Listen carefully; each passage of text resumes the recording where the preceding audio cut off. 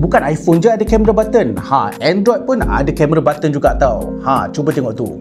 Memang betul-betul canggih weh. Ini dia Honor 400 Lite smartphone mid-range tapi ada feature macam smartphone harga RM4,000. So apa yang best tentang smartphone ni? First kali dia ada kamera button dekat tepi ni dan kalau kita tekan dia akan buka apps kamera. Ada banyak tau benda yang kita boleh kontrol pakai kamera button ni. Contohnya kita boleh zoom in ataupun zoom out waktu ambil gambar ataupun video. Kita boleh tekan satu kali untuk ambil gambar dan kalau kita tekan lama-lama dia akan record video. Bukan setakat boleh ambil gambar dengan video je tau. Kalau kita tekan kamera button ni lama-lama dia akan buka Google Lens. Aku memang sukalah pakai Google Lens ni sebab kita boleh dapat banyak info dengan cara snap gambar je. Nak buka Google Gemini dengan cepat pun boleh tau. Tekan je butang power ni lama-lama.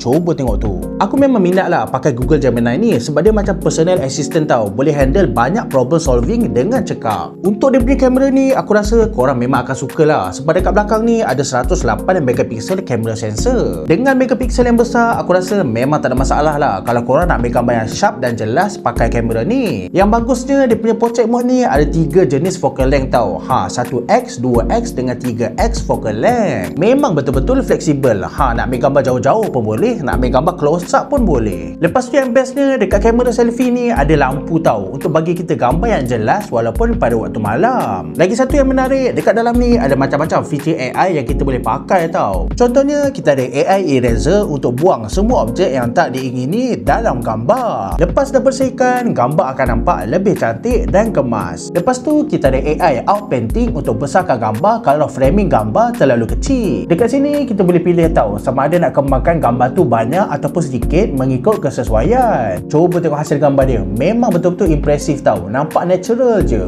Lepas tu dekat sini ada magic portal juga tau untuk memudahkan kita pindahkan gambar dekat apps lain dengan pantas dan mudah. Kalau tak cukup lagi, dekat sini ada circle to search.